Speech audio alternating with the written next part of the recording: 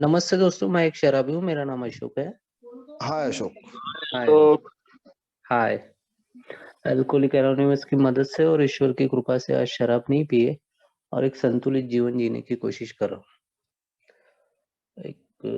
अभी जिस प्रकार से बीमारी सुने, तो बीमारी में एक आइडेंटिफिकेशन मिलता है कि मैं शराब क्यों पी रहा हूँ, मेरा प्रॉब्लम क्या था। और जैसे-जैसे मैं इस अल्कोहलिक एनोनिमस की फेलोशिप में जुड़ता हूँ, तो धीरे-धीरे इस मीटिंग के माध्यम से, शेयरिंग के माध्यम से इस बीमारी की केयरिंग होती है। और अगर मेरी बीमारी निरंतर बढ़ने वाली है, तो मेरी रिकवरी भी निरंतर बढ़ने वाली होना चाहिए। और वो कब बढ़ेगी? जब मैं कंसिस्टेंसी उस मीटिंग में जाते रहूँगा।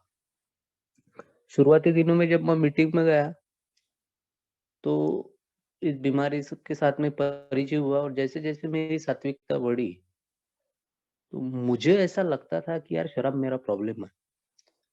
मूलतः मैं इस प्रकार की मेरी प्रवृत्ति है कि जो चीज़ मेरे लिए बुरी होती है, मेरे को लगता है कि यार वो मेरे लिए अच्छी है। मैंने अपने आप को कभी बीमार समझा नहीं और जब अल्कोहलिक एनोनिमस में आया तो इन लोगों के माध्यम से मैं शराब इतनी मात्रा में क्यों पीता हूँ इसका परिचय हुआ। अब जब इसका आइडेंटिफिकेशन मुझे मिला तो कुछ दिन के बाद में बोला कि भाई तेरा शराब प्रॉब्लम नहीं है, तेरे सोच को लगी हुई बीमारी है, तेरे अवचेतन मन को लगी हुई बीमारी है। तो मैं अवाक रह गया कि यार पहले तो ये लोग बोल रहे हैं अल्कोहलिक एनोनिमस वाले कि आपको ये बीमारी है, आपको मेंटल ऑब्सेशन है, इसलिए आप उसको बंद नहीं कर पा रहे हो। आपको फिजिकल एलर्जी है इसलिए आप कंट्रोल में शराब नहीं पी पा रहे हो। और इन दोनों के चपेटे में फँसने की वजह से आपका स्पिरिचुअल आध्यात्मिक अधःपतन हो रहा है। तो एग्ज़ैक्टली ये लोग मुझे कहना क्या चाहते हैं? तो धीरे-धीरे जब मैं इस प्रवाह में बहते गया, अल्कोहलिक एनोनिमस एक सरला टाइप है, सरला इन द सेंस नदी, कि वो आपको स्वच्छ करते जाती है। आप जितने बार उसमें डुबकी लगाओगे ना, तो आपको नया पानी मिलेगा। तो जितनी बार मैं अल्कोहलिक एनोनिमस की मीटिंग में जाता हूँ, तो मेरे आत्मा आत्मा की नई सुचिता निर्माण होती है। मुझे लगता है कि यहाँ पे जाने के बाद में मेरे सभी समस्याओं का निराकरण होगा कि नहीं होगा, ये प्रश्न चिन्ह शुरुआती दिनों में मेरे पास में रहते थे। लेकिन जैसे-जैसे मैं इस अल्कोहलिक एनोनिमस की फेलोशिप में अपने आप की सहभागिता बढ़ाता हूँ, अपना इन्वॉल्वमेंट बढ़ाता हूँ, तो मुझे जानकारी मिलती है कि यार मेरे पूरे जीवन को चलाने की प्रक्रिया इस अल्कोहलिक एनोनिमस की मीटिंग में है।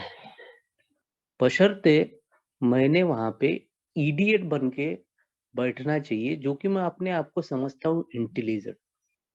लेकिन इस बीमारी ने, इस अहंकार ने और मेरी गंदी सोच ने मुझे इडियट बना के रखा है। लेकिन ये बीमारी मेरे को बोलती है, मेरा अहंकार बोलता है कि तू इंटेलिजेंट है। और ये अपने आप को खलीफा या सर्वज्ञ समझने के चक्कर में मैं बार-बार गोते खाता हूँ इन द सोब्रिटी। जैसे-जैसे मैं अल्कोहलिक एनोनिमस की सभाएँ करते था, तो मेरे अंदर में एक धीमा अहंकार जो कि लोगों को दिख रहा था, लेकिन मुझे नहीं दिख रहा था। एक मैं किताब पढ़ रहा था, उसमें बड़ा सुंदर लिखा था, वो रिलिजन की किताब है कि यक्ष ने युधिष्ठिर को प्रश्न पूछा कि भगवान का पसंदीदा भोजन क्या है? भगवान क्या खाते हैं? तो युधिष्ठिर ने बड़ा कमाल का उत्तर दिया कि भगवान अहंकार खाते हैं। लेकिन क्या मेरे जीवन में उस भगवान को मैं मान रहा था? मैं शुरुआती दिनों में 2 चीज़ें बखूबी झूठ बोलता था और वो 2 चीज़ें थी, ईश्वर की कृपा से आज मैं शराब नहीं पिया और दूसरी चीज़ थी कि मैं एक शराबी हूँ। क्योंकि इसकी मेरे को जानकारी ज नहीं है। मेरे जीवन में जिस प्रकार से मेरा अल्कोहलिज़्म रहा है, ये चरित्र को लगी हुई बीमारी बोला जाता है, उस प्रकार से ये दोनों चीज़ें करीबन 1 से 2 साल तक के ये झूठे तरीके से मैं रख रहा हूँ। क्योंकि ना तो मेरी ईश्वर को जानने की प्रक्रिया वहाँ पे चली थी। मैंने कभी किसी भगवान को देखा नहीं हूँ। अल्कोहलिक एनोनिमस में आने के बाद में मेरे को इस बात की अनुभूति होती है कि यार तेरे जीवन में जो भी अच्छा हो रहा है ना, वो भगवान की इच्छा है। और जो भी तेरे जीवन में बुरा हो रहा है, ये तेरी वाली स्वयं की इच्छा है। जैसे हमारे यहाँ पे वो एक लाइन चलती रहती है, सेल्फ विल रन राइट। उसकी वजह से ज़्यादा, और सेल्फ विल क्या है मेरा वाला? सेल्फ विल में मेरा वाला पर्दे के पीछे छुपा हुआ अहंकार। मैं अधिकतम जगहों पे देखता हूँ कि वो 2 चीज़ें जो झूठ मैं बोलता था, उस चीज़ों को मैंने कभी अपने वो जिज्ञासा नहीं की कि यार मैं अपने आप को शराबी क्यों बोल रहा हूँ, और क्या सच में मेरे ऊपर ईश्वर की कृपा है? अगर मेरे जीवन में ईश्वर कार्य कर रहा है, तो मेरे जीवन में सोब्रिटी में 2 वर्षों में इतने सारे बखेड़े क्यों हुए? लोग बोल रहे हैं, ओल्ड टाइमर लोग बोल रहे हैं कि यार हमारे जीवन में इस कदमों के माध्यम से हमारे जीवन में हमने अपने जीवन को प्रगति पथ पे लेके गया, अपना जीवन सुखमय किया। लोगों की चेहरों की दीप्ति, लोगों की चेहरे की तेजस्विता, लोगों के चेहरे की हनक मेरे को वहाँ मीटिंग हॉल में या मीटिंग में बाहर रहने के बावजूद, जब उन लोगों के साथ में मैं संवाद साधता था या मिलता था, तो उस समय में उनका जो आनंद था वो बनावटी नहीं था। और आज इस बात की मेरे को अनुभूति होती है कि वो 2 वर्ष जिन लोगों के साथ में मैं ओल्ड टाइमर लोगों के साथ में मिलता था, मेरी आत्मा की सुचिता या मेरे चेहरे में वो आनंद नहीं था यार, जो इन लोगों के चेहरे पे था। उसका कारण मूलभूत ये था, क्योंकि मेरे जीवन में आनंद ही नहीं था। और जिसके जीवन में अल्कोहलिक एनोनिमस में आने के बाद में आनंद नहीं है, तो वो संवाद साधते हुए वो बनावटी नम्रता दिखेंगी या वो बनावटी आनंद लाने की कोशिश करूँगा। लेकिन मेरे से पहले आए हुए जो मेरे ओल्ड टाइमर लोग हैं, वो बखूबी जानते हैं कि अशोक के जीवन में गड़बड़ी चल रही है, इसलिए इसके चेहरे पे 12 बजे है। इसलिए इसके संवादों में सरलता नहीं है, ये कहना एक चाहता है और पेश अपने आप को दूसरे तरीके से कर रहा है। और एग्ज़ैक्टली मेरे साथ में ऐसा ही होता था। मैं कई ओल्ड टाइमरों के पास में शिकायतें लेके जाता था शुरुआती दिनों में कि भाऊ मैं शराब से तो दूर हूँ, लेकिन यार जिस प्रकार से आप लोग रहते हो, हँसते हो, खेलते हो, या जो परिवार के बारे में बताते हो कि यार हमारे परिवार में इतना आनंद है, तो मेरे परिवार में क्यों नहीं है यार आनंद? कुछ ओल्ड टाइमर लोग हमको मेरे को बताते थे कि आपने वो ईश्वर की सुचिता को निर्माण नहीं किया है, जिस प्रकार से अल्कोहलिक एनोनिमस बोल रही है कि पूरा जीवन उसके सामने तू अर्पण कर दे, वो चलाएगा।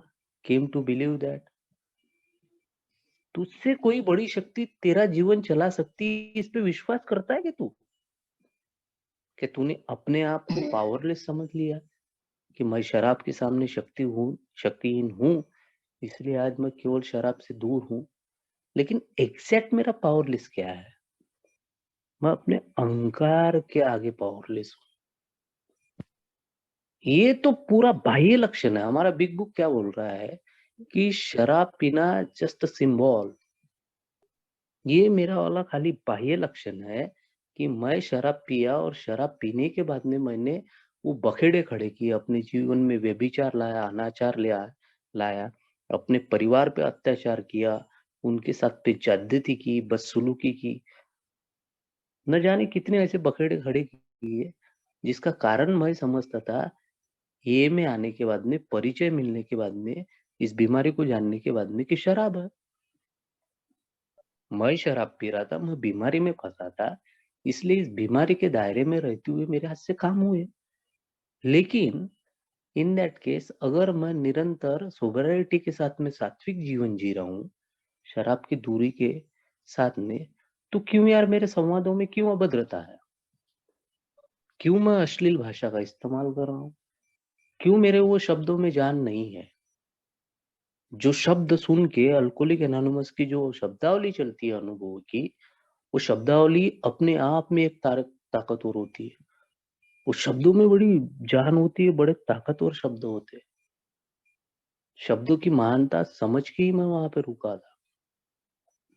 एक टेटेस्टेक बहुत सुंदर लिखता है शब्दों के बारे में कि मैं शब्द की खैरात हूँ, शब्द मेरे पास है, मुर्दों को जगा दूं शब्द से, होता अशुभ का रास है।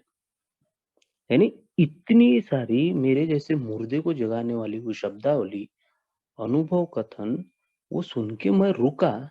लेकिन केवल शराब से दूर होने की वजह से मेरे जीवन का आनंद मेरे से दूर चला गया।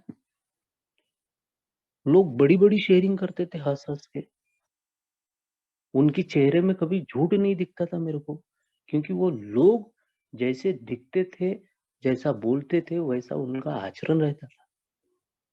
मैं डायस पे जाते समय दो चीजों के झूठों के साथ साथ में अपने अनुभव शेयर करने के बाद में जब मैं वापिस आके जब उस कमरे में बेंच पे बैठता था, तो मेरी गिल्ट मेरे को खाती थी कि यार अल्कोहलिक एनोनिमस, तो ये जो मैं निरंतर मीटिंग करने के बाद में मेरे को समझ में आ रहा है कि अल्कोहलिक एनोनिमस पूरे व्यक्तिमत्व में परिवर्तन लाने की बात कर रही है। वो घर परिवार की बात कर रही है, वो सामाजिक दृष्टिकोण से तेरा पूरा दृष्टिकोण चेंज हो, इसकी बात कर रही है। और मैं भी चाहता हूँ कि यार मेरा जीवन अच्छा हो, और मैं उस मनीषा के साथ में वहां पे बैठने की मेरी इच्छा भी है। लेकिन उसके बावजूद मेरे परिवार में क्यों बखेड़े हो रहे हैं यार?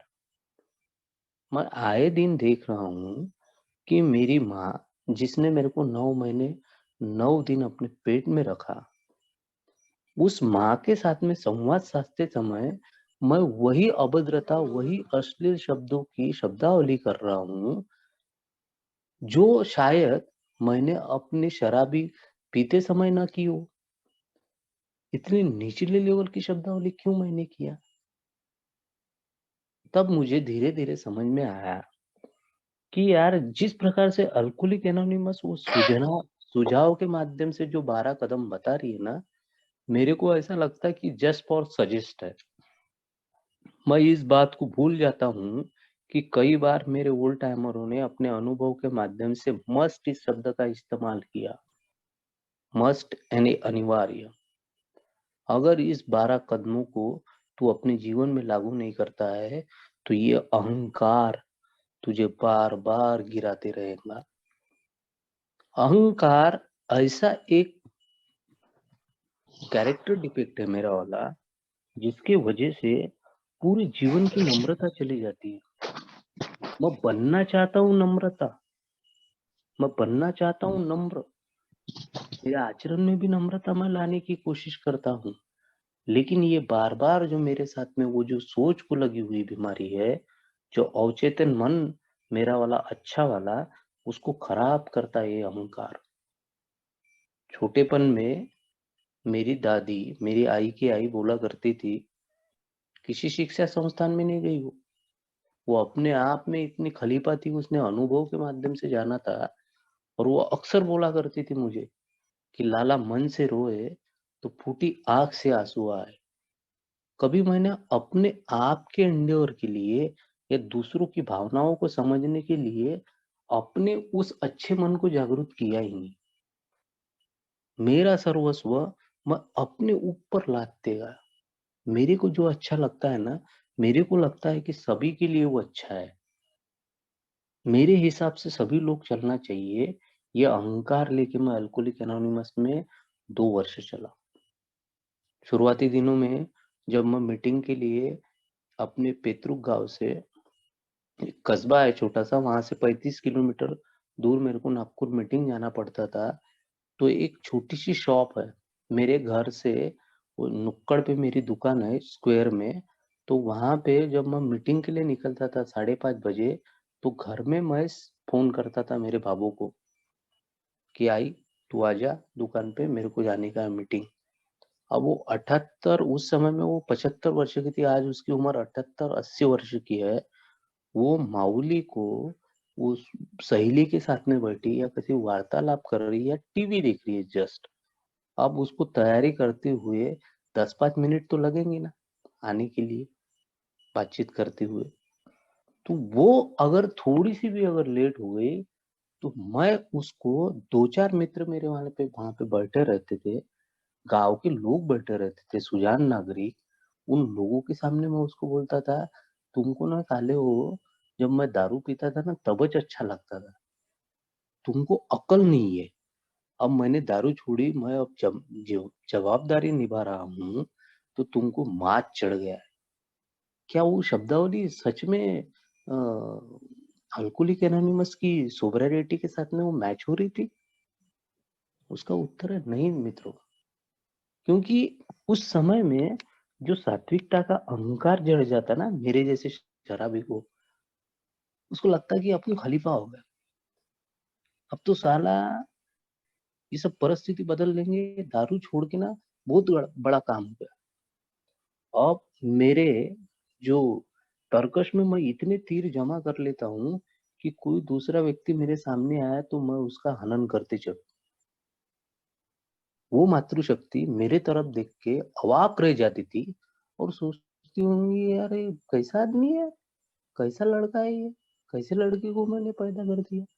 चलो दारू नहीं पी रहा है इस बात की उसको संतुष्टि थी, लेकिन वो आभा, वो दीप्ति, वो तेजस्विता, वो हनक उसके चेहरे पे नहीं थी कि उसको प्राउड हो, उसको गर्व हो कि ये मेरा बेटा शराब छोड़ के एक अच्छा नागरिक बन रहा है। दो चार उसको गाली देके या अभद्रतापूर्ण शब्द की शब्दावली यूज करके मैं घर में आता था, हाथ मुंह धोता था और बीबी को बोलता था चाय बना। अब उस समय में अगर वो घर का काम कर रही, पोछा मार रही, झाड़ू कर रही, बर्तन मांज रही, तो वो काम पूरा करने के बाद में चाय बनाएंगी ना। मैं वहीं से रोड से वो पूरे मतलब वो कुनबे के लोग देख रहे, और वहां से गेट के पास से जोर से चिल्ला रहा हूँ, साले हो तुमको क्या, तेरे को अक्ल नहीं है क्या? हाँ? तेरे को चाय बनाना पता है? मैं बाथरूम में से हाथ पर धो के आ गया, चाय गरम कर, चाय बना के तैयार नहीं किया तूने, अब मेरे को मीटिंग जाने के लिए लेट नहीं होऊंगा क्या? यानी इन लोगों के वजह से मैं शराबी बना, अब मैं शराब छोड़ रहा हूँ, तो इन लोगों के खातिर मैंने शराब छोड़ा हूँ, ये मैं बतलाना चाहता था अपने घर में। इस प्रकार का वो अहंकार चलता रहा, और धीरे धीरे वो बोलते ना कि अकड़ और कठोरता मुर्दों में होती है, और वो मुर्दों वाली अकड़ और कठोरता लेके जिस प्रकार से मैं जीवन को आगे लेके चला, लोग बोलते थे कि अशोक स्पॉन्सर कर, उसके साथ में बातचीत कर। स्पॉन्सर वो चीज होती है जहां आप दिक्कतों में आते हो, समस्या में आते हो, उसके साथ में संवाद करते हुए आपको उस प्रॉब्लम का सॉल्यूशन देने की देता है, और वो मदद करता है, उस गर्भगढ़ित गड्ढे में से निकालता है यार। लेकिन हर बार मैं सोचते रहा, साल भर सोचते रहा कि टोकन लेने के बाद मैं स्पॉन्सर करूंगा, अभी क्या आवश्यकता है स्पॉन्सर की, चल तो रही है। यानी मैं किसी के खूटे से बन जाऊं, ये मनीषा नहीं थी, क्योंकि मेरा जो व्हील है वो स्वयं मैं चलाऊंगा। मेरे जीवन में किसी की लगाम नहीं होना चाहिए, कोई मेरे को चाबुक मारे, मेरे जीवन को अनुशासित करे, ऐसी इच्छा नहीं थी बॉस मेरी। मतलब अपन जो करेंगे वो कायदा है, क्योंकि शराब जो छोड़ दी है, 1 वर्ष इन लोगों ने बहुत तकलीफ झेला मेरे वाली, मेरी अभद्रता को झेला, मेरी वो कठोरता को झेला। बीवी भी परेशान हो गई थी, और 1 वर्ष की सात्विकता के बाद में, वो टोकन मिलने के बाद में मेरे आई ने मेरे को बोला एक दिन, क्योंकि मेरा स्वभाव में कोई बदलाव नहीं था। मैं ये समझता था, अच्छा मैं घर में बड़ा बुरा बर्ताव करता था, लेकिन समाज के अंदर के लोगों में अपने आप को पेश करते हुए ये बतलाने की कोशिश करता था कि मैं कितना अच्छा हूँ। अब साले मेरे घर के लोगों को अक्ल नहीं है, मेरे को लगता था कि ये पढ़ी लिखी नहीं है मेरी इधर की, अपन ने ग्रेजुएट वाजुएट डिग्री विग्री हासिल कर दी, तो इन लोगों को समझता नहीं है कुछ। मैं इसकी हर बार शिकायतें करता था अपने वो ससुराल में, इसके माँ बाप के पास में, देखो अब मैंने तो दारू छोड़ दी है। और 4 लोग जो मेरे रिश्तेदार थे वो मेरे साइड में बात करते थे, क्योंकि उनको लगता था कि दारू पीते थे तब इनका झगड़ा और वाद-विवाद होता था, तो हम अपने भाई के साइड में इसलिए नहीं बोलते थे क्योंकि ये दारू पीता था। लेकिन अब तो हमारा भाई दारू नहीं पी रहा है ना। लेकिन वास्तविकता जो रियलिटी थी मेरे जीवन की, मेरी बीवी को मालूम थी और मेरे माँ को मालूम था। क्योंकि उन वो लोग 24 ही घंटे मेरे सानिध्य में रहते थे। मैं कितना शराब से दूर था, ये उन लोगों को मालूम था। केवल आप शराब से दूर होकर एक अच्छा जीवन नहीं जी पा रहे, तो आपकी वो शराब की दूरी कोई मतलब ही नहीं है। वो ड्रंकोलॉजी है, वो बोलते हैं ना कोरडा मद्यपी भावनात्मक तूफान वाली सोबर है कि ट्राई सोबर बोलेंगे उसको। मस्ट टू स्टॉप पर था। मतलब पहला कदम ले लिए और डायरेक्ट टो कहाँ कर दिए 12वें कदम पे। अब पहले कदम से जो मैंने छलांग मारा हूँ 12वें कदम पे, तो मेरा क्या हो गया, मैंने अस्त व्यस्तता को कबूल कर लिया कि अब मैं दारू पीऊंगा तो मैं मरूंगा। इस डर के वजह से मैंने दारू रोक ली। और 12वां कदम इसलिए कर रहा हूँ क्योंकि मुझे लोगों को दिखाना है कि वो एक जो कस्बाई बच्चा वहां से आता है 35-40 किलोमीटर दूर से, वो किसी ना किसी नवागत को लेके आता है, तो मेरे उल्टा टाइमर मेरे पीठ पे हाथ रख के मेरे प्रशंसा करे कि क्या प्रशंसनीय काम कर रहा बंदा। इस प्रकार की वो मनीषा थी। और यही व्यभिचार और यही स्वभाव लेके यही व्यवहार लेके मेरा जीवन चलते रहा। 1 वर्ष के बाद में मेरे माँ ने बोला, वो जो मेरी प्रवृत्तियां देख के उसने बोला, बोले अशोक, बोले तू, बोले जिस प्रकार की ये बातचीत करता ना, बोले शब्दावली वापरता, बोले तू जब दारू पीता था ना तब तू भी अच्छा था बोले। लेकिन आज बोले तेरा पिया नहीं पिया तेरे को कोई मायने नहीं। उसने डेरिंग करके बोला 1 वर्ष के बाद में। 1 वर्ष तक के सहन करते रहे सभी, जितना मेरा वाला जो अत्याचार था या शब्दों में वो व्यभिचार था उसको सहन किया उन्होंने। जितना मैंने अनाचार किया उन्होंने सहन किया, क्योंकि वो चाहते थे कि हमारे, अगर इस लोगों इसको अगर कुछ बोल दिया तो पहले साला गरम खोपड़ी का है, जाके गटक ना ले। इस डर के वजह से वो डरे सहमे होकर जीवन उन्होंने काटा 1 साल। और उसमें मेरे गाली गलौज के साथ साथ में मेरी बीवी को मारझोड़ भी होती थी। वो 1 साल के भीतर में कम से कम वो 3-4 बार मेरे ससुराल में चली गई, अपने मायके में चली गई। अब उसकी माँ उसको पूछ रही थी, बोले जवाई तो अब दारू नहीं पीते बोले, तेरे को काहे की तकलीफ हो बोले। "हम्म, तू बोले नाटक करती, बोले काम धंधे बराबर नहीं करती होंगी बोले, इसलिए जवाई तेरे को बोलते बोले मारते बोले। बेटा तू काम अच्छी करती जा बोले। वो बेचारी समझा बुझा के फिर वो उसको वापस भेज देते थे। और फिर मेरे को, साले तुमको तो रखते तो नहीं बे। वो उसको ऐसे शब्दों की तीर मारता था, तेरी तो मेरे सिवाय कहीं पास है ही नहीं, तेरे माँ बाप तेरे को नहीं रखते। और बेचारी वो इतने सारे जो मेरे वाले कृत्य थे, जो कि एक सज्जन सुजान व्यक्ति नहीं करेगा, एक मान्यवर व्यक्ति नहीं करेगा, वो मेरे जैसा बेवड़ा ही करेगा। वो अत्याचार वो सह के रहती थी। मैंने आज इस बात को मैं कबूल करता हूँ कि मैंने अपने शराबखोरी में जितनी बार उसको मारा नहीं होऊंगा, उतनी 2 वर्ष सोबर लाइफ में मैंने उसको मारा।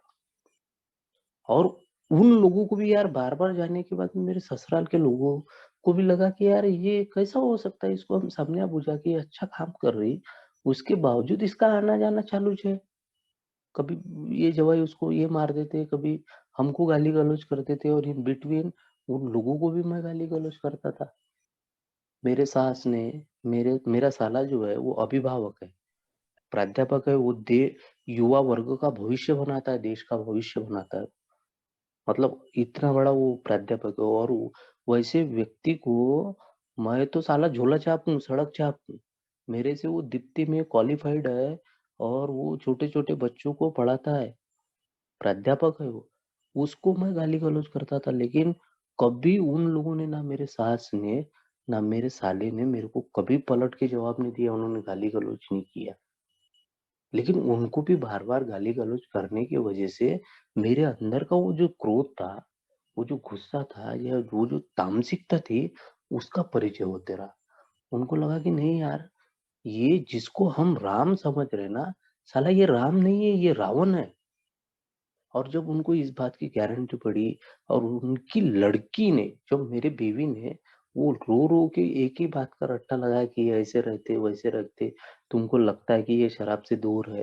फिर उन लोगों ने मेरे को प्रेशराइज करते हुए दबाव तंत्र का इस्तेमाल किया। और जब जब मेरे जैसे अहंकारी व्यक्ति पर कोई दबाव या दड़पण लाने की कोशिश करता है, मैं और ज्यादा क्रोधित हो जाता हूँ। और एग्जैक्टली वही हुआ मेरे साथ में। मैंने बहुत सारा उनके साथ में मन मुटाव किया, और मन मुटाव का परिणाम इतना वाद विवाद तक के गया कि उन लोगों ने ताव ताव में यहाँ मेरे घर में आके दो दो दो बातचीत की, और अपने लड़की के कपड़े वपड़े भरे, और बोले परमानेंट के लिए लेके जा रहे हैं। बोले मैं दोनों लड़कों को लेके चली गई, और मेरे बीवी को भी लेके चली गई, मेरे सास और मेरे वो ससुराल के लोग। मैं और बौखला गया। और ये सब बातें जो है ना, 1 वर्ष मैंने स्पॉन्सर नहीं किया था। दूसरे साल में किसी के कहने पे मैंने स्पॉन्सर किया। और ईश्वर का नियोजन ये था कि बहुत खूबसूरत स्पॉन्सर मिला था मेरे को। वो कदमों की तरफ मेरे को बार बार ले जाने के लिए बोल रहा था कि अशोक, जिस प्रकार से आप शेयरिंग करते हो, आपकी शेयरिंग में बहुत अच्छी क्वालिटी है, आपका सर्विस स्ट्रक्चर अच्छा है। अगर आप थोड़ा सा साहित्य को पढ़ोगे, या आप इन कदमों पे काम करोगे ना, तो आपके जीवन में और आपके व्यक्तिमत्व में और ज्यादा निखार आएगा। आप अपना नैतिक लेखा जोखा बनाओ। वो बार बार बोलते थे मेरे को, लेकिन कभी मैंने उनकी बातों की तरफ ध्यान नहीं दिया। मेरे को लगता था कि जब चेयरमैन मीटिंग कर रहा है, तो सुझावात्मक तरीके से इन 12 कदमों को मेरे सामने रख रहा है, मतलब मेरे को मस्ट नहीं है, मेरे लिए अनिवार्य नहीं है। मैं नहीं करेगा 12 कदम, मैं पहला कदम करेगा और 12वां कदम करेगा। परिणाम ये हुआ कि उन ससुराल के लोगों ने मेरे विरोध में एफआईआर डाल दी महिला मंडल में। अब वो केस मेरी चली, तब जाके मैं डर गया, मोर फियर जीवन में आ गया। अब शराब से 2 वर्षों से लगभग मैं दूर हूँ। 1 वर्ष तक के मैं स्पॉन्सर के बगैर रहा, और 1 वर्ष स्पॉन्सर के साथ में रहा। इन बिटवीन मेरे को स्पॉन्सर बार बार हिदायतें देते रहा, चेतावनी देते रहा कि अशोक, अगर कुछ नहीं बदला तो कुछ नहीं बदलेगा। परिवर्तन जीवन में लाओगे नहीं तो परिवर्तन दिखेगा नहीं। आज भी समय है, तू मेरी बात को समझ ले, कदमों पे काम कर। अगर तू कदमों पे काम नहीं करेगा, जो जो ये बिग बुक बोल रही है, physically mentally eri and also spiritually eri, इस अगर तेरी बीमारी आध्यात्मिक तरीके से तेरे को बीमार कर रही है, तो तेरा इलाज भी अध्यात्म है।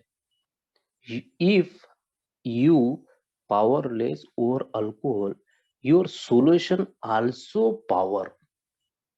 अगर मैं शराब के सामने शक्तिहीन हूँ, तो उस शक्तिहीनता को मिटाने के लिए मुझे उसी प्रकार का पावर चाहिए जो मेरे दारू शक्ति से भी बड़ी है, मेरे अहंकार से भी बड़ा है। और वो कौन है? वो है ईश्वर। वो ईश्वर की पाक सूचिता मेरे को लाना पड़ेगा, लेकिन उसके लिए मेरी विलिंगली इच्छा शक्ति चाहिए। इंसान की इच्छा शक्ति, वो बोलते हैं ना, सक्सेस की पहली पायरी है। लेकिन मेरी इच्छा शक्ति कहाँ है? मैं तो चाहता ही नहीं हूं ना। मेरे अंदर में इतने सारे वो शॉर्टकमिंग भरते हैं, वो अहंकार की वजह से, कि जिससे जीवन पूरा तितर बितर हो जाता, अनमैनेजेबल हो जाता। मैं उसको हर बार मैनेज करने की कोशिश करता हूँ, और मेरा अहंकार फना काट के बोलता है, नहीं नहीं चलता है, तू किसी के साथ में झुके मत। तू झुक गया तो दुनिया में तेरे को अपमानित हो जाएंगे, लोग लांछन करेंगे, तेरा तो साला देश निकाला हो जाएगा। इस प्रकार की मेरी वो प्रवृत्तियां चलती है। मैं कभी अपने आप को बदलाव नहीं लाता हूँ। मेरे अंदर में शॉर्टकमिंग का भरमार हो जाता है। और फिर मैं जब वो पश्चाताप, प्रायश्चित, अपराध बोध भाव में जाता हूँ, तब वो मेरा किस प्रकार का कैरेक्टर है, तो मेरे सामने आता है कि मैं व्यभिचारी हूँ। मेरे सामने आता है कि मैं अनाचारी हूँ, मैं सैराचारी हूँ, मैं लंपटी हूँ, मैं भाव विभोरी हूँ, मेरा भावनाओं पे कंट्रोल नहीं है, मैं स्त्रियाचारी हूँ, मुझे हर पराई नार अच्छी लगती है मेरे बीवी को छोड़ के, मैं कामवशी हूँ, मेरे अंदर में तामसिकता है, मैं लालची हूँ, मैं आत्म केंद्रित हूँ, स्वयं को प्यार करने वाला हूँ, स्वार्थी हूँ, जिम्मेदारियों से भागने वाला हूँ, पलायनवादी हूँ, मैं निंदकीय हूँ, मेरे ऊपर जितनी निंदा की जाए ना उतनी कम है, मैं अश्लील हूँ, मैं निंदकीय हूँ, मैं औरों की निंदा करने वाला हूँ, मैं लघु शंकी हूँ, मैं मुक्त भोगी हूँ, और न जाने मैं क्या क्या हूँ, जिसके वजह से मैं ताश की पत्तों की तरह ऐसा हिल रहा हूँ। एक वो जो हवा चलती ना, तो एक पीपल का पेड़ देखो, सड़सड़ सड़सड़ उसके पत्ते हिलते ना, उस प्रकार से पूरा जीवन मेरा हिल गया इस अहंकार के वजह से। और जब मैं पहली बार वो वहां पे महिला मंडल की तारीख पे गया, केस पे, तो हम दोनों को आमने सामने बैठाला। अब एक जो नॉर्मल व्यक्ति रहता है, जिसके अंदर में नम्रता है, वो बातचीत कैसे करेगा? वो अपना साइड रखने के लिए नम्रता पूर्वक बातचीत करेगा। मैं उस काउंसलर के सामने मेरी बीवी कितनी बुरी है, मैं कितना अच्छा हूँ, ये पेश कर रहा था। और वो काउंसलर, वो बैठे ही रहते बेचारे, वो ये नहीं चाहते कि किसी का घर टूटे। मैं ये चाहता था कि ये जो लोग है, ये लोग बेहद बुरे और निचले किस्म के हैं। अपना तमगा ऊंचा है, अपन ऊंचे क्वालिटी के है, तो अपना स्टेटस इन लोगों के मुकाबले नहीं है। हालांकि जिस प्रकार से मेरा अल्कोहलिज्म था, उन लोगों ने मेरे को सहारा दिया, मैंने उनके प्रति कृतज्ञता व्यक्त करना चाहिए कि जब जब संकट मेरे जीवन में आए, संघर्षमय परिस्थिति आई, तो वो संकट मोचन बन के मेरे जीवन को उन्होंने बाहर निकाला। लेकिन मैं वो भूल जाता हूँ, मैं एहसान फरामोशी हूँ। मैंने कभी किसी के एहसान के बदले कृतज्ञ रहा, उसकी शुक्रगुजारी की, ऐसा जीवन में रहा ही नहीं। तो जब वो काउंसलर मेरे को समझा रही थी कि बेटा असन है रात, अच्छे से रहना पड़ता, एक दूसरे को समझने की कोशिश करो, एक दूसरे को समझने की कोशिश करो, परखने की कोशिश मत करो। इन दैट केस, जब आप एक दूसरे को परखने की कोशिश करोगे, तो ज्यादा नुकसान होगा। समझो एक दूसरे को, सांभाळून घ्या एकामेकाला, ऐसा वो सजेस्ट कर रही थी। और मैं वहां पे शर्तें रख रहा था, हालांकि उस समय में भी मेरी बीवी मेरे छोटे छोटे बच्चों के खातिर आने के लिए तैयार हो गई थी। बोले ठीक आहे म्हणे मॅडम, बोले आप बोलती हो तो मैं चली जाती हूँ, बोले फक्त मला शिवी गाडीने मारझोड नाही केली पाहिजे म्हणे। क्या मांग रही थी मेरी बीवी? यही कारण ना। लेकिन वो मेरे हिसाब से चले। मैं बोलूंगा कि मेरे को सवेरे 5 बजे उठ रहा हूँ मैं, तो उसने 5 बजे मेरे लिए, मेरे को आदत है गर्म पानी पीने की, तो उसने गर्म पानी गिलास भर करके मुझे देना चाहिए। अब रात के वो 11:30 12 बजे सो रही है, उसकी लिबर्टी है, वो 6 बजे 1 घंटा तू अगर लेट उड़ भी गई, तो तेरे अंदर में अच्छे बनने की प्रवृत्ति है, नम्रता की तू प्रैक्टिस कर रहा है, अल्कोहलिक एनोनिमस बोल रही है, तू अपना काम स्वयं नहीं कर सकता? तू जब 5 बजे उठ रहा है, तेरे को गैस स्टोव पे, गैस पे खाली गैस जलाना है, भगोनी में पानी रखना है और गिलास भर पानी पीना है, और बाद में सुबह की सैर को जाना है। लेकिन नहीं, वो नौकर है ना अपनी, वो पैर की चप्पल है। हमारे ओल्ड टाइमर बोलते बाबू भाई, वो मैं तो पुरुष हूँ आदमी, मैं क्यों तपाऊं पानी? तो ये सब मैंने वहां पे वो शिकायतों का वो लंबी पर्ची छोड़ के दिया, और मैं वापिस आ गया। मैं बोला सोच के बताऊंगा, बोला। वो काउंसलर समझ गई कि साला ये येड़ा है, और मैं उन लोगों को समझ रहा था कि ये साले सब येड़े हैं। दूसरी तारीख मिली 15 दिन के बाद में, और इन बिटवीन एक जो चीज थी ना मेरे जीवन में, कि वो अकेलापन, लोनलीनेस बड़ा काम कर रहा है। और महत्वपूर्ण बात ये मेरे को समझ में आई उन दिनों में, कि यार अपने पास में जो व्यक्ति रहता ना, उसका अपन वैल्यू नहीं करते। वो अपना हर दम समय में सेवा में रहता, अपनी बीवी, अपने बच्चे, अपनी माँ। उसका साला मेरे जैसा बेवड़ा ना कभी वैल्यू नहीं देता, उनको महत्व नहीं देता। लेकिन जब वो लोग मेरे पास से बेवा हो जाते, दूर जाते ना, तब समझ में आता कि यार वो मेरे जीवन में कितने महत्वपूर्ण है।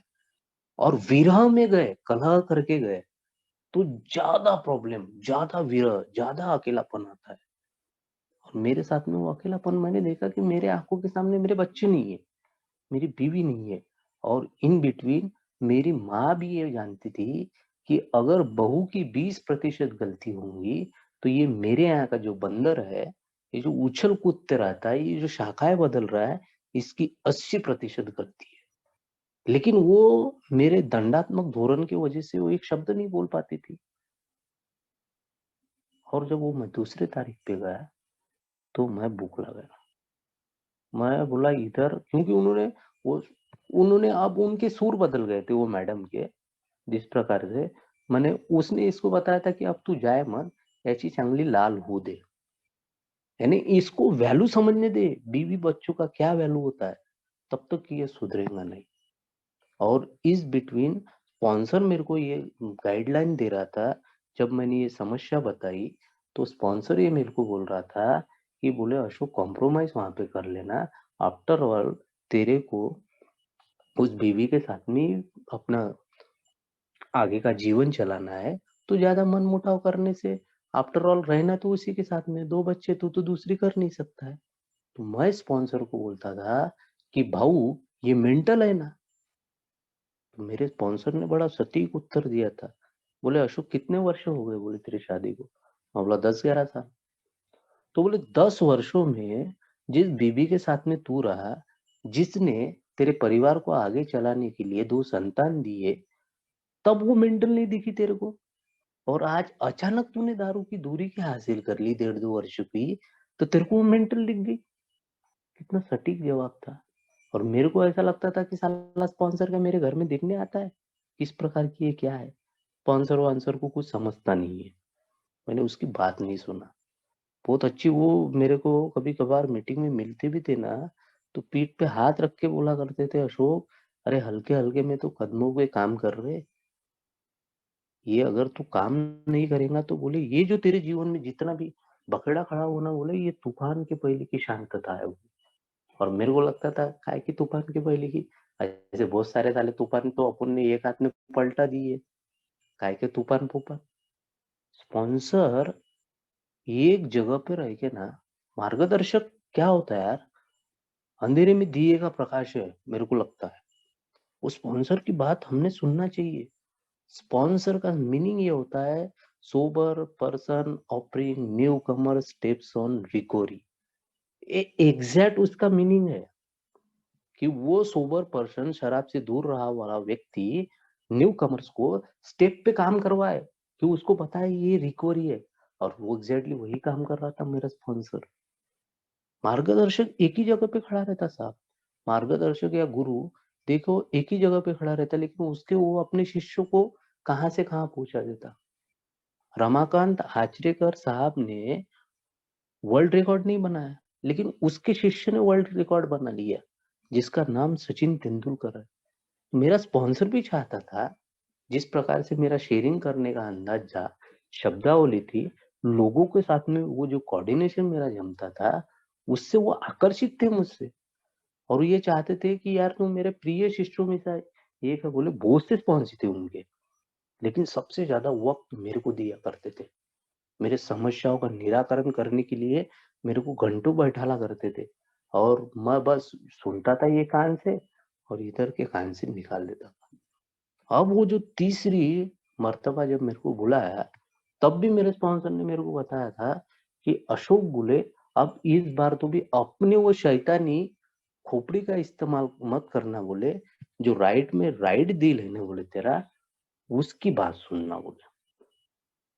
और बीवी बच्चों का लाले बोले, मैं देख रहा हूँ बोले कि तू अब ज्यादा गड्ढे में धस रहा बोले, और मैं तुझे बार बार कोशिश कर रहा हूँ बोले उन गड्ढों में से निकाल के अच्छे रूट पे लाने की, अच्छे रूट पे तू बार बार जा रहा बोले। अगर आगे कुछ हुआ ना बोले, तो इसकी ज़िम्मेदारी तेरी रहेगी बोले। तू मीटिंग को कोसेंगा बोले, लेकिन वो मीटिंग या अल्कोहलिक एनोनिमस या स्पॉन्सर ज़िम्मेदार नहीं रहेगा बोले। यहाँ तक कि बोला यार उन लोगों ने, उस मार्गदर्शन में। साली अक्ल इतनी मुझे घात चलने चली जाती वो अहंकार के वजह से, मैंने उसकी बात नहीं सुना।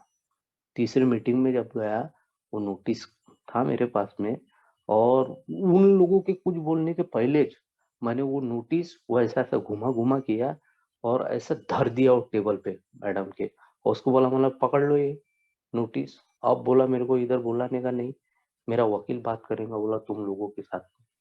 इधर कोई अपन रिकाम टेकड़ा बैठा नहीं है बोला, वो मैडम को बोल रहा हूँ देखो, वो कॉन्सर्न मैडम को, इधर कोई अपन रिकाम टेकड़ा नहीं है बोला, यहाँ इधर अपन आएगा नहीं बोला, मेरे को बीबी भी नहीं चाहिए बोला, बच्चों भी नहीं चाहिए बोला, मेरे को कुछ नहीं चाहिए बोला, जाओ बोला, जहाँ दिल्ली जाने का कोर्ट में जाने का जाओ बोला। और इतनी बात बोल के मैं टंग धन धन करते हुए निकल गया। मेरे दो तीन वो जो मित्र थे अल्कोहलिक एनोनिमस की मीटिंग के, वो भी अवाक होके देखने लग गए कि साला क्या आदमी है यार ये पागल। विजय भाव थे मेरे साथ में, और वो मेरी बीवी और मेरा वो साला देखते रह गए, ये आदमी ये क्या है। मैं निकल गया, और घर में आने के बाद में मेरे माँ ने बोला, बोले अशोक बोले बहू को नहीं लाया बोले, 3 तारीख हो गई बोले आज की ये पकड़ के। मैं बोला साले बोला वो महिला मंडल वाले लोग बोला वो महिला के साइड में बोलते, बोला साला पुरुष की तरफ से कोई बोलने वाला है ही नहीं बोला बाबू बोला। तो मेरे माँ ने बड़ा सोबर जवाब दिया, बोले अशोक बोले अपना साइड रखने के लिए मैं कितना अच्छा हूँ ये बताने के लिए वहां पे गाली गलौज कितना किया वो। मैं बोला तू भी ऐसा बोलती बोला उनके जैसा बोला। क्या सटीक उत्तर रहते यार इनके अनुभव लोगों के। मैं निरक्षर बोलता हूँ मेरे माँ को, अदरवाइज वो स्कूल नहीं गई है, लेकिन अनुभव की पाठशाला में नंबर 1 है। क्या सही सटीक उत्तर दिया था उसने। मैंने कितना गलत व्यवहार किया था वहां पे भी, और पूरे जीवन में भी मैं नहीं माना किसी की बात। और ये सब होने के बावजूद भी मेरे साले ने मेरे को खुद होके फोन किया, बोले जवाई बोले जाने दो बोले, होती रहती बोले गलती बोले, 8-15 दिन मैं रखता हूँ बोले, हम कुछ कोर्ट वोट में जाते नहीं बोले, मैं ला दूंगा बोले। मैं बोला अब रखना च नहीं है। और इन बिटवीन क्या हुआ इस समय में, एक इंदौरा के एक फेलोशिप के मेंबर थे जो कि पहले शुरुआती दिनों से स्लीपर मेंबर थे, और मेरे स्पॉन्सर ने कई बार बोला था कि उन लोगों के साथ में ज्यादातर संगत नहीं रखना जो शराब से दूर न होते हुए भी ये में चिपके है। लेकिन मेरे को लगता था कि अपन खाली पाए, अपन जिस पत्थर को हाथ लगाते उसको तो पारा सोना कर देते, पारस है अपन। इस प्रकार की वो मनीषा थी मेरे अंदर में। मेरे को लगता था कि उस मेंबर को भी मैं सोबर कर दूंगा, मैं भी सोबर हो जाऊंगा, और वो इंदौरा फेलोशिप को बता दूंगा कि देख सालो तुमसे नहीं हुआ, मैंने करवा के दिया उस आदमी को, उस मेंबर को सोबर। मैं रात दिन उसको अपने साथ में रखता था। और हुआ ये कि गोबर के पास में बैठने की वजह से गोबर का दाग लगा। वो दारू पी के अमूमन मेरे दुकान पे आके बैठता था, मेरे घर में आके बैठता था। मैं अकेला रहता था, बीवी बच्चे तो चले गए थे। अब इस परिस्थिति में न जाने क्या वो लोनलीनेस हुआ, और वो अहंकार बोला कि साले ये ऐसे से लोग मानेंगे नहीं, मुझे दारू पीना चाहिए, और थोड़ी सी मात्रा में पीना चाहिए, एकच नहीं पीना चाहिए। और ये मैं प्रूव कर दूंगा कि मैंने शराब इसलिए पिया क्योंकि तुमने मेरे शराब की दूरी के लिए मेरे को पाठबढ़ नहीं किया, तुमने मेरे को मजबूर किया। ये मैं उस ससुराल के लोगों पे लांछन लगाना चाहता था, और मैं गया, मैं पिया शराब। वो स्लीपर मेंबर भी मेरे पास में था। मैं ये सोच के गया था कि एक दो ने पीऊंगा, फोन करूंगा, गाली गलौज करूंगा उनको, और उनको बताऊंगा कि मैंने शराब तुम्हारे लड़की के कारण पी है।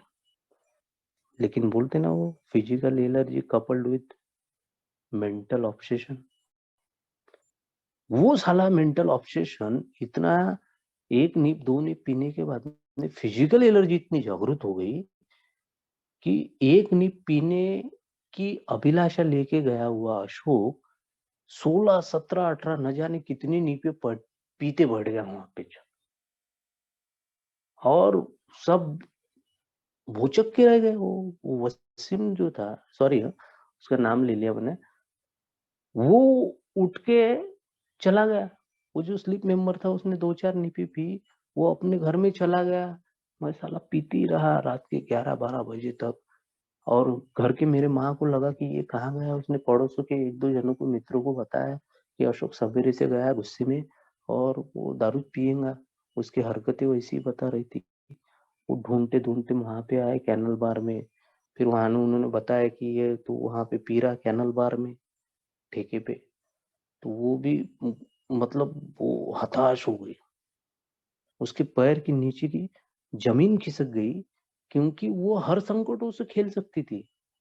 लेकिन जब मैं शराब पी लूंगा तो मेरे बचने के चांसेस कम थे, ये अनुभव थी, उसको मालूम था। और वो रोते बिलखते हुए उसने मेरे बहन को फोन किया। और मेरे बहन ने 2 भांजे को मेरे भेजा। मेरे को 3 बहनें हैं।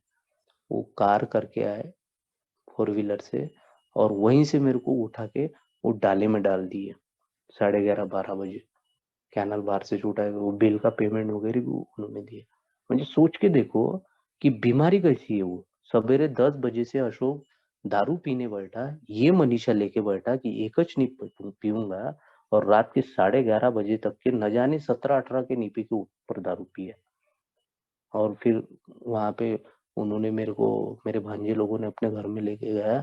और जब 9:30 बजे 10 बजे जब मैं उठा तो पसीने से लबरेज था, बिल्कुल पूरा सर्वांगा अंग मेरा थरथर थरथर कांप रहा था।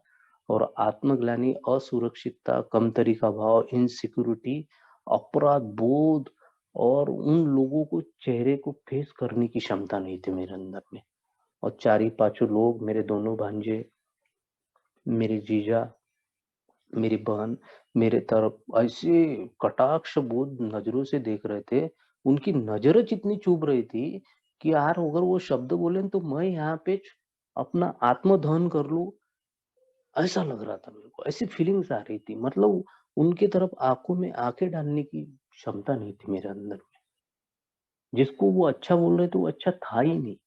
और उससे भी में मेरे दीदी दीदी ने बोला, बोले अशोक, बोले खूब अच्छा लगता था, बोले तू शराब से दूर था तो, बोले समाज में तेरी रिस्पेक्ट बढ़ गई थी, बोले लेकिन आज तूने ये जो हरकत की ना, बोले जरा सा गांव में जाके देख, बोले तेरे गांड पे थूकेंगे, बोले तेरे समाज के लोग, तेरे गांव के लोग, तेरे मित्र परिवार, बोले तूने काम ऐसे किया, बोले। तो मेरे को याद नहीं है कि वो उस टेबल पे बैठे बैठे कैनल बार में मैंने वो वेटर के साथ में भी झगड़ा भांडन किया। अब वो मैनेजर पहचान का था, इसलिए उसने बीच बचाव करके वो वेटर को दूसरे टेबल पे, मतलब वो एक दिन के शराबखोरी में इतनी सारी घटनाएं हुई। और मैंने वहां से एक उमलती कली पकड़ा। मेरे दीदी ने फिर वो मेरे बीवी को फोन किया, बोले अशोक ने दारू पी लिया, बोले अब ये दारू पिएगा, अब कुछ छूटेगा नहीं। देखो, वो लोग मेरे को सुधर रहा है, अच्छा बने इसलिए महिला मंडल में गए थे। उनको कोई लेना देना नहीं था, वो मेरे को कोई अपमानित करने वाले लोग नहीं थे, अच्छे लोग थे, बुरा मैं था। और वह जैसे ही उसने सुना मेरी सास भी है, मेरी बीवी भी है, मेरे बच्चे भी आए उसी दिन। और उसी दिन मैंने ये ठाना अंदर से। वो आ रहे थे, मेरे को बता रहे थे कि वो चंद्रपुर से सोनू निकल गई है, अब बोले तू दारू मत पीना, बोले मेरी बड़ी दीदी बोल रही थी। और बोला अब मैं क्या करूँ, किसी को नजर में, मतलब नजर में कोई, नजरों से नजरें नहीं मिला पा रहा था मैं उस दिन। और मैंने अपने भांजे को बोला, मैं बोला जिस व्यसन मुक्ति केंद्र में मेरे को एडमिट किया था उधर लेके चल, बोला। और मैं गया। वो तारीख थी 25 जून। तो भी विड्रॉस इतने थे ना, शरीर के कुछ खाया नहीं जा रहा था। तो मैंने अपने भांजे को रिक्वेस्ट की, मैं बोला एक जिन पी लेता हूँ, बोला थोड़ी सी। मामा बोले फिर बाद में, मैं बोला नहीं मैं कंट्रोल कर लूंगा, बोला। लेकिन अंदर से एक आत्मविश्वास था, लबरेज था। अल्कोहलिक अनोनिमस ने मेरे जीवन में इतना बहुमूल्य काम किया था कि इस अहंकार का खच्चीकरण की जो प्रक्रिया थी वो मेरे अंदर में थी। आप वो सुनो ना, यदि अंधकार से लड़ने का संकल्प कोई कर लेता है, एक अकेला जुगनू भी सब अंधकार को हर लेता है। और वो जुगनू वाला प्रकाश मेरे अंदर से निर्माण हुआ कि नहीं यार, अभी अल्कोहलिक एनोनिमस क्या बोल रही है, मेरे जीवन में कैसा जीवन जीना चाहिए, उसके हिसाब से ईश्वर तेरी इच्छा चले, मेरी ना चले। और जब मैं वो व्यसन मुक्ति केंद्र में गया और वहां पे पोलोजाइज किया कि यार हाँ ये गलती हो गई मेरे साथ में, वो भी लोग भौचक के रहे। क्योंकि इन 2 वर्षों के बीच में मैं अपनी सर्विस देने जाता था वहां पे, अल्कोहलिक एनोनिमस को रखने के लिए जाता था। मैं उस रियाब का लाभार्थी था। तो फिर भी वहां के वो जो डीन थे उन्होंने मेरे को बोला, काउंसलर ने अगर बोले अशोक तू विड्रॉस अगर रोकने की कोशिश करना चाहता है, बोले अगर तेरे से नहीं रुकेंगे तो तू 8 4 दिन हमारे तरफ से फ्री में रह जा। बोले देखो कितने क्रेडिट करते थे लोग मेरे वाले। और साला मैं बेविचारी बना हुआ था। और तब से मैंने उसके बाद में अपने आप की आत्मा की नई सुचिता की और मेरे को उन कदमों पे काम करने के लिए मैं प्रवृत्त हुआ। फिर मैंने स्पॉन्सर के साथ में उन कदमों पे काम किया, ओवरऑल इन्वेंट्री ली। वो जो 11वां कदम बोलता ना अपने को, मेडिटेशन, ध्यान, और इतना महानतम कदम है वो मेरे ग्रोथ के लिए कि उससे तो बढ़िया कदम मेरे को दिखता ही नहीं। मतलब मैं बाकी कदम कमतर है ऐसे मैं वो कंपैरिजन नहीं कर रहा हूँ, लेकिन वो ना बोलते ना कि you can not meditate, your soil will be meditate. वो जो मैं मेडिटेट करता हूँ ना, वो तो मेरी आत्मा है ना, वो परमात्मा से बात करती है यार कि अब मिल गया प्रभु, अब तेरे इच्छा से चले। और वो फिर वो आत्मा की नई सुचिता, वो जो बाय प्रोडक्ट मेरे को मिल जाती शराब की दूरी, वो केवल बाय प्रोडक्ट है, वो केवल जहाज है साला। और उसको मैं समझता हूँ कि ये मेरी वाली सात्विकता है। अब तो साला मैं किला फतेह कर लिया, वो केवल जहाज है, वो नवनीत नहीं है। असली नवनीत, असली मक्खन उन 12 कदमों में है, उन लिटरेचर में है, उन ओल्ड टाइमरों के साथ में बैठने में है, जो मैं बैठने के लिए तैयार नहीं था। लेकिन मैं बार बार, मेरा स्पॉन्सर मेरे को बोलता था कि या जा वहां सेशन करके जा, उस रियाब में जा, उनको वहां पे बता जा, जिस रियाब स्टेशन में तू एडमिट था वहां पे बार बार जाया कर, काउंसलर की मदद लिया कर, स्टेप वर्क पे काम करा कर, लोगों के साथ में चर्चा करा कर। शुरुआती दिनों में था थोड़ा डिनाई, मैं बोला क्या इन बुड्ढे बाड्ढे लोगों के साथ में जाना, इतनी दूर जाके मीटिंग करूँ क्या। धीरे धीरे वो अहंकार का खच्चीकरण हुआ स्पॉन्सर के साथ में बैठ के स्टेप वर्क करके। और धीरे धीरे अपने आप का हैंडओवर किया मैंने। और वैसे ही निरंतर जब मैं चलते रहा तो वो अहंकार पे काम हुआ। जैसी बीवी है ना वैसी स्वीकारा साहब उसको। आज मेरे को मेरी बीवी, अगर मैं राजेश खन्ना हूं ना तो उसको डिम्पल कपाडिया समझ लेता हूँ। अगर मैं धर्मेंद्र बनना चाहता हूँ आज, तो आज वो मेरी हेमा मालिनी है। जैसी है ना वैसे मेरे लिए सर्वस्व है यार। साला आजकल ना मैं देखता हूँ युवा वर्ग में कि लड़की मिल जाना एक सामान्य व्यक्ति को, जिसको कोई शौक नहीं है, लॉटरी लगे समान काम है। आज तो इतनी अच्छी बीवी है यार मेरे वाली, इतनी अच्छी स्वभाव की है।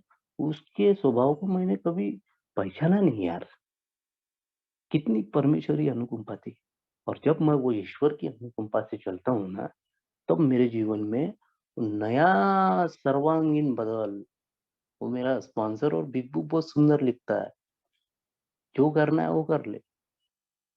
फट गई ना, आजा ये में शरण हो जा और बोल जोर से, do the steps work with the sponsor, get the spiritual experience and achieve the real sobriety, achieve the gorgeous sobriety, achieve the spiritual sobriety। और यही करने की वजह से मेरे जीवन में एक नया चमत्कार हुआ है और मेरे जीवन में नम्रता दिखी है। इस विषय पे जो भी मेरे अनुभव थे आप लोगों के साथ में मैंने शेयर किया, आप लोगों ने सुना, धन्यवाद।